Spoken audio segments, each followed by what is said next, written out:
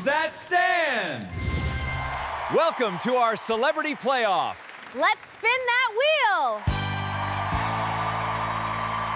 First of all, I would just like to say that you guys are doing so well at gray rocking Podcast Dude. He's not getting exactly what he wants, I don't believe.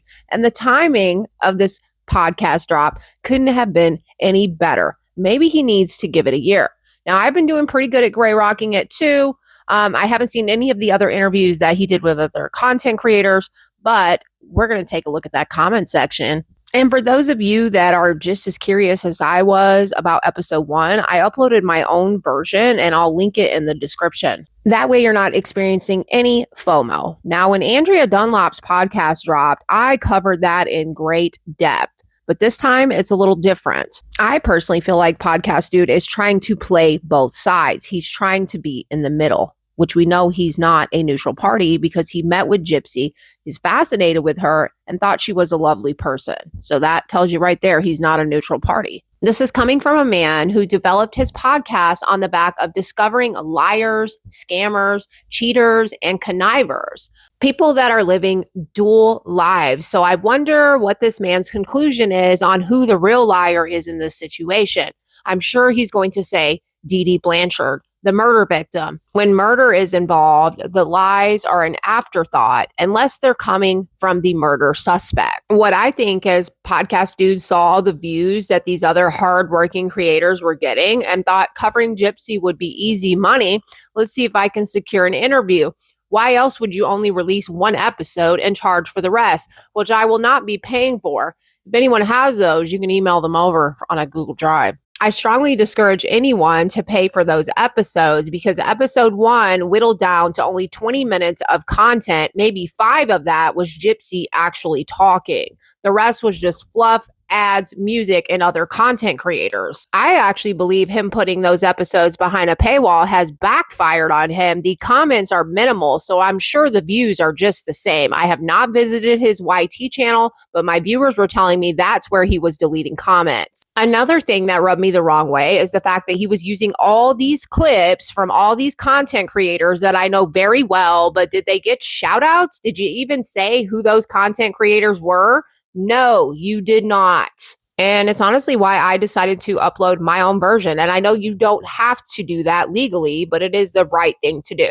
Now, usually on his podcast episodes, he averages about 6 to 10 comments, usually not any more than that, except for this Gypsy Rose Abishin episode. I mean, obsession, because we're all just a bunch of obsessed haters per this Podcast Dude. And when Andrea Dunlop's dropped, she had hundreds of comments on those podcast episodes. So I think it was the fact that it was the timing. We've learned to gray rock this type of thing. Plus, it's always a red flag when people are putting things behind paywalls. Could you imagine if we took these prison calls and put them behind a paywall? I actually thought about doing that with the Phone Smex conversations over on Patreon. Should I do it? Comment what you think, because that has been done in many other cases. Sorry, you guys, I've been ranting for so long. Let's go ahead and start reading some of these comments. He's got 40 comments. Oh, and don't get it twisted. I'm not sitting here trying to flex like I'm the biggest content creator. I've only been uploading consistently for just over a year versus Jay Hears, who supposedly had a podcast or been uploading content for 8 years.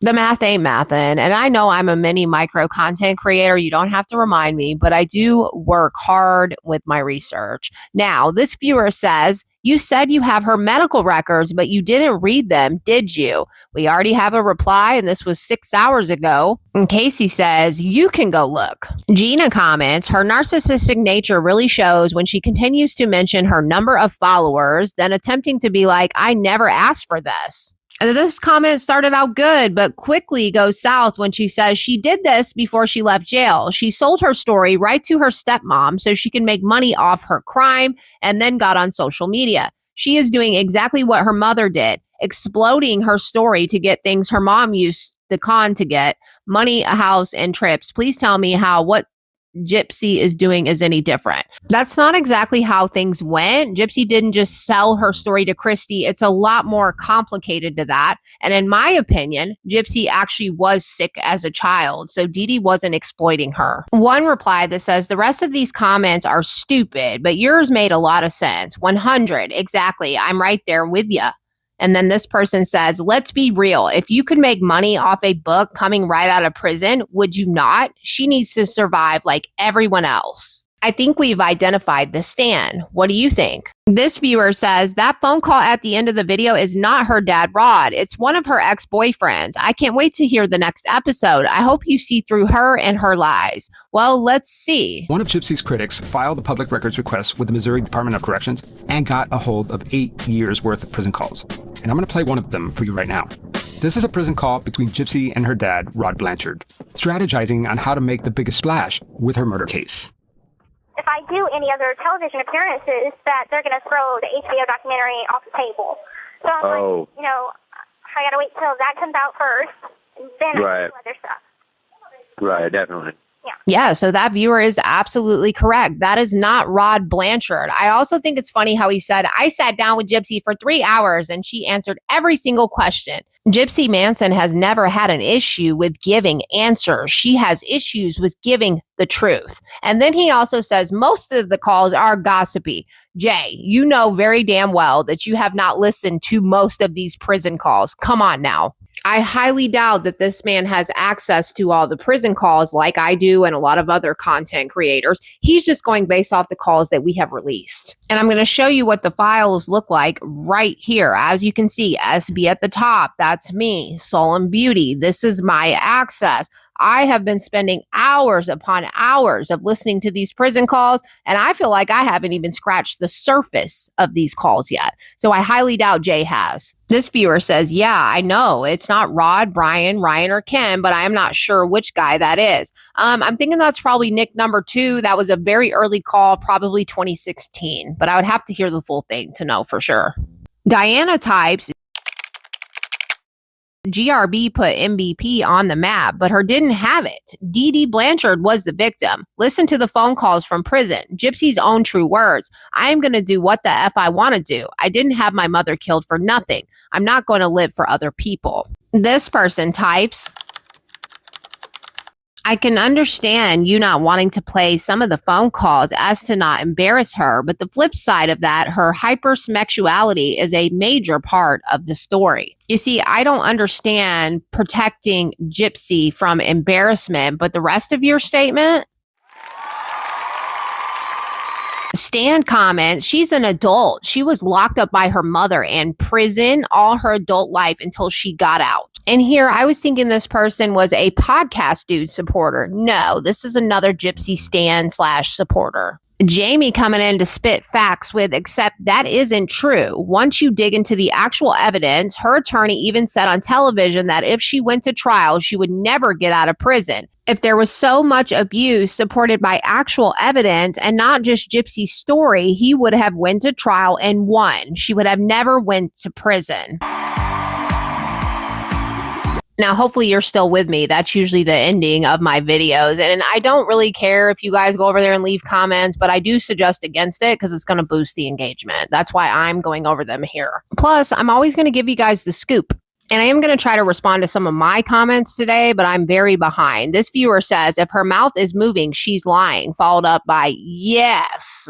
Next person says, why does Gypsy constantly feel the need to control the narrative? And why would you think she would be honest now? She's been caught and blocked by Wikipedia multiple times for deleting, editing paragraphs, literally rewriting history. Also, I have a solution for dealing with the quote unquote haters. Instead of making burner accounts and watching TikToks about yourself all day, get a job and delete your social media. I think that's my favorite one so far.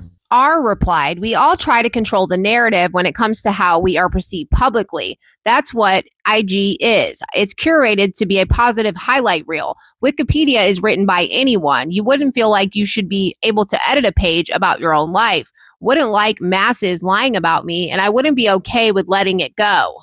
I would want justice, truth, just like you want justice right now about a case you weren't even in. So imagine how she feels if it's her actual life. Least favorite comment. If you're being your authentic self, there's no need to control the narrative or the public perception of you because you are just that, yourself. Editing a Wikipedia page that is actually titled Dee Dee Blanchard is a conflict of interest when the murderer is doing it. And who are these masses that are lying about her? This wiki that she was editing is called The Murder of Dee Dee Blanchard, not the fame and infamy by the perpetrator, Gypsy Rose Manson. How do you not have a problem with that? She was trying to edit the murder page, not her own, and she got removed from Wikipedia as Gypsy Rose 727.